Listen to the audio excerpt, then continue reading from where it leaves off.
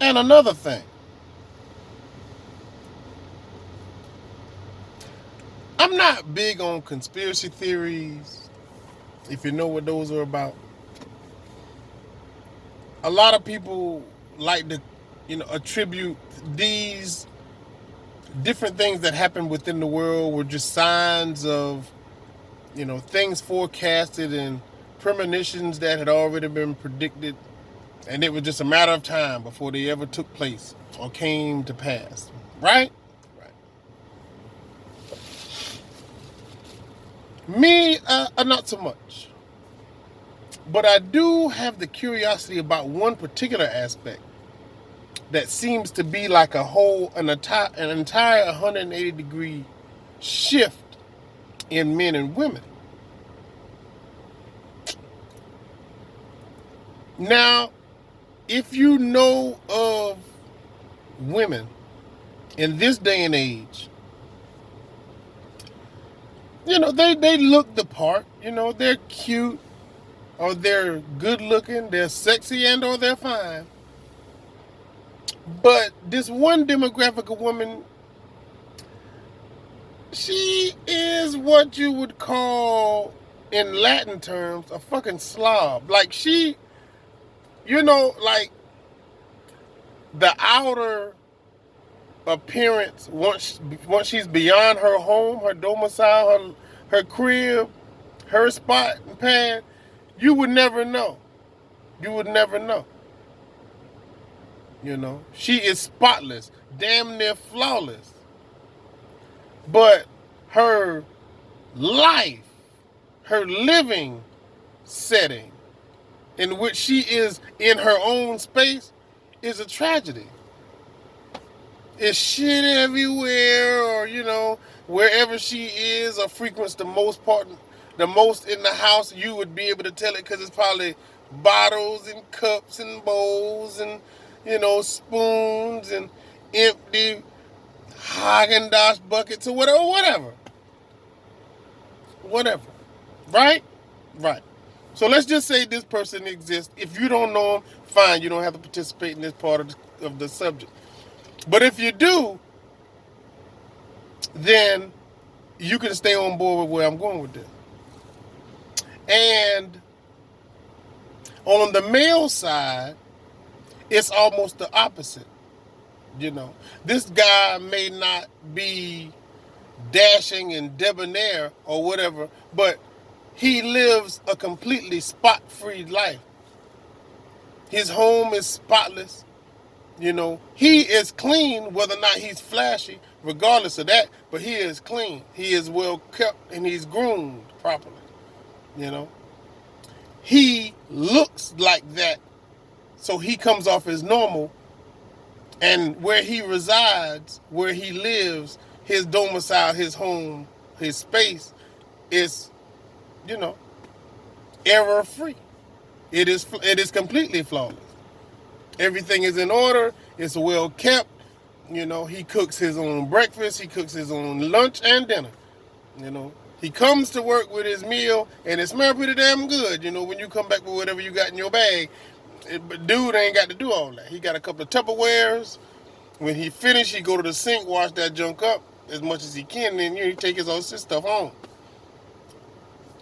That shift is what I'm talking about, though.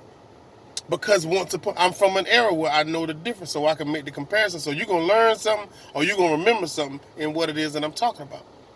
Once upon a time, the attractiveness, or what attracted a man to a woman, primarily, was that she would be able to maintain a household. She could cook, and she would have nothing out of place in her home. It would be clean. It would be spick and span. It would be spotless, whether he was there or not. So he knew in marrying her, he had acquired someone who was damn sure going to be good at maintaining and containing a household. Their home was going to be perfect. It was going to be beautiful. And probably not long from the time in which they got married, they would probably consume, the idea of, this is the perfect place. This is the perfect setting for children. Because it is so well kept, so maintained, and we are functioning so well. Okay? Now, those men who sought out these women, yeah, this was the house, the house coat, nightgown era of women, you know what I'm saying? The apron era of women. So don't take offense, because that was that era. That ain't got to be now, but that was then. And that was the era in which men wore hats and primarily wore suits and were particularly well dressed. They always looked like they were going to see a woman, even when they were not. They might have just been going to work, or they might have just been going out, but they were always typically dressed well. Typically, they were always dressed well. Okay? Okay. Now, the era that has changed in our men and women now are women who are now mothers, teach their sons, boy, ain't nobody gonna do nothing for you. You got to be able to cook yourself a meal. You got to be able to tend and take care of yourself. You can't rely on a woman to do nothing for you. So you have to be skilled in those trades. You have to know how to do these things. You have to be able to make sure you can take care of you and yours, regardless of whether there's a woman in this house or not. And they grow up to be that.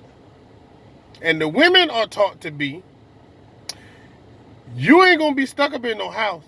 And you can't rely on no man to come and bring you no paycheck and drop you off no months. You got to go out there and be an earner and a learner and a burner. You got to be out there to go out and get it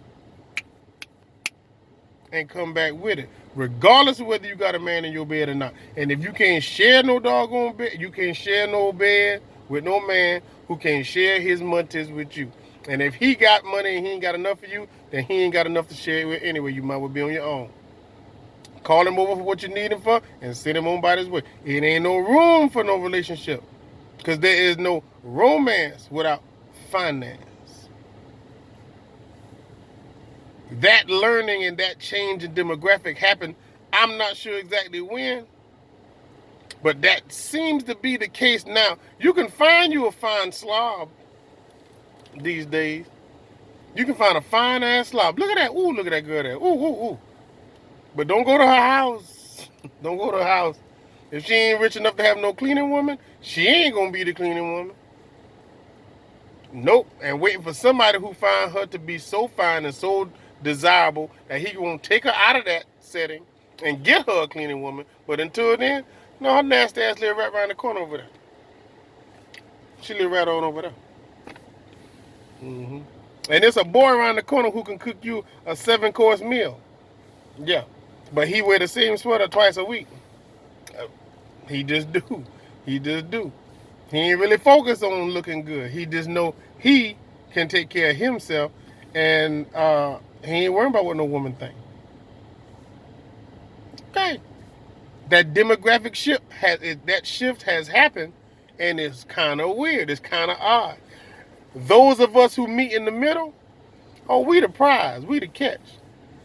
We the prize. We the catch. I got a cousin right now. If you watch his lives enough, he'll show you a meal that he's cooking that you might think some woman has something to do with it. No, this is what his woman gonna come home to enjoy. He prepared this meal immaculately.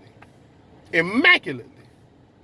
I mean, 4 or 5 eyes on the stove cooking and the oven on. A full meal. A full meal. How many men out there can do that? I'm not sure. But there's a lot of women out there who would love to have a man that can do that.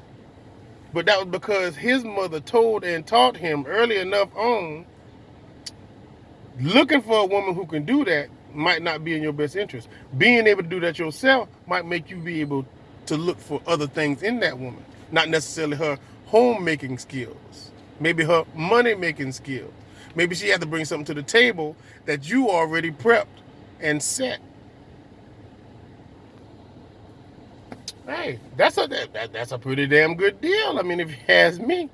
And I know some of y'all women out there who can still throw down and burn and, you know what I'm saying, make a damn good stew and fix a sandwich for lunch just to give you a little something to keep you over, to tide you over until her 4 or 5 course meal, get ready. I know it's some of y'all still out there. I know it is.